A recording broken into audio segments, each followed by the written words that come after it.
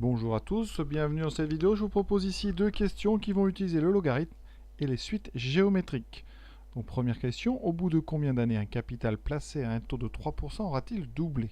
Première chose à savoir, c'est qu'un taux de 3%, ça veut dire que chaque année, ici c'est un taux annuel, c'est sous-entendu, chaque année, on va avoir une multiplication par 1 plus t sur 100, c'est-à-dire qu'ici 1 plus 3 sur 100. 1 plus 3 sur 100, c'est 1,03. Donc chaque année, on multiplie, donc chaque année, on multiplie le capital par 1,03. Ça veut dire tout simplement que si on appelle UN, donc le capital au bout de n années,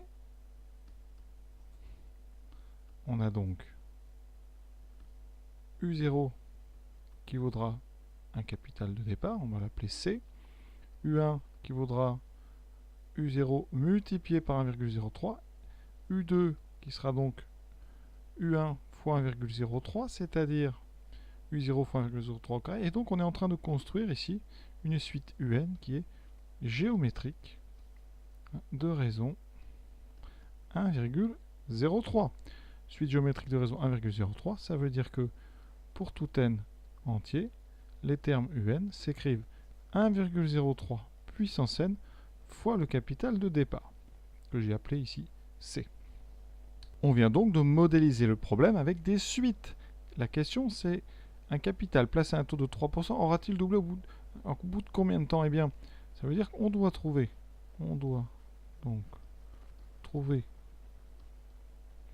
la plus petite valeur de n entière,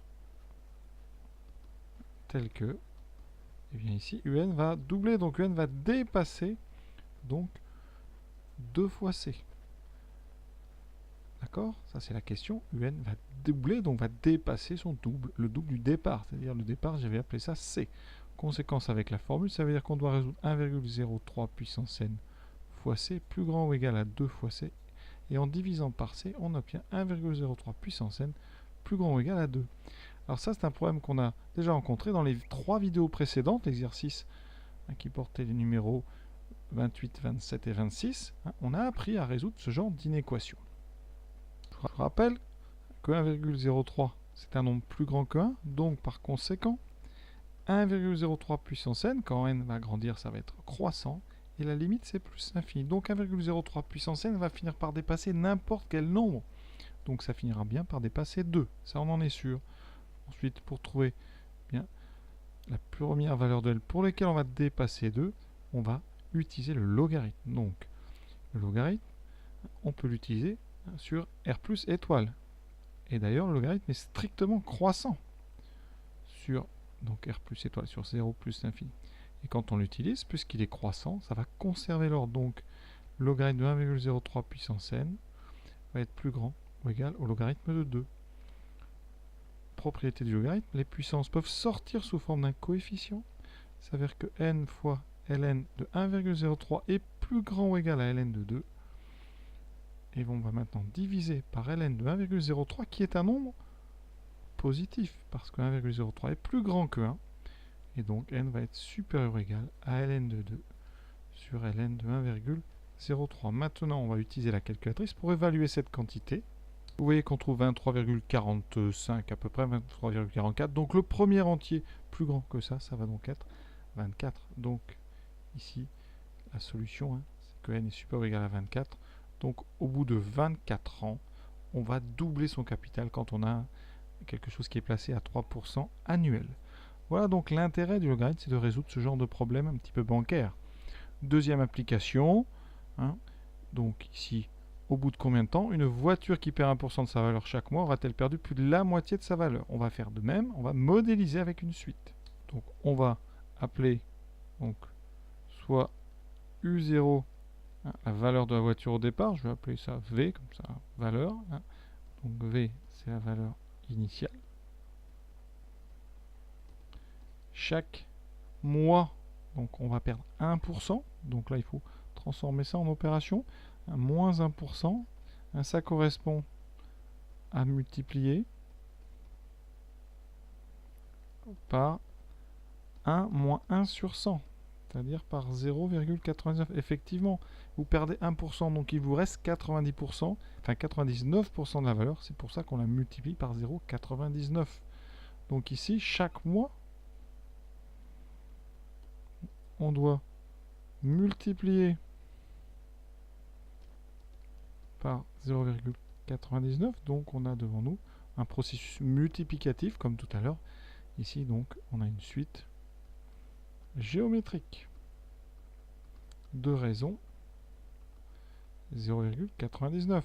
Conséquence, quel que soit n appartenant à n, en appelant un la valeur au bout de n mois, un, ça sera 0,99 puissance n fois la valeur de départ u0 que j'ai appelée v, pour plus de clarté. Voilà. Quelle est la question auquel il faut répondre? On veut donc savoir au bout de combien de mois une voiture va perdre plus de la moitié de sa valeur. Donc on veut trouver, comme tout à l'heure, le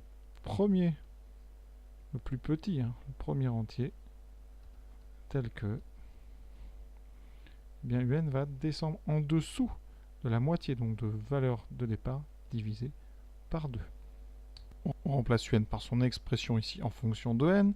Ça veut dire qu'on doit résoudre 0,99 fois v plus petit ou égal à v sur 2. Et en divisant des deux côtés par v qui est positif, on obtient 0,89 puissance n plus petit que 1,5. Vous voyez ce genre d'inéquation, eh bien on a appris à les résoudre aussi précédemment.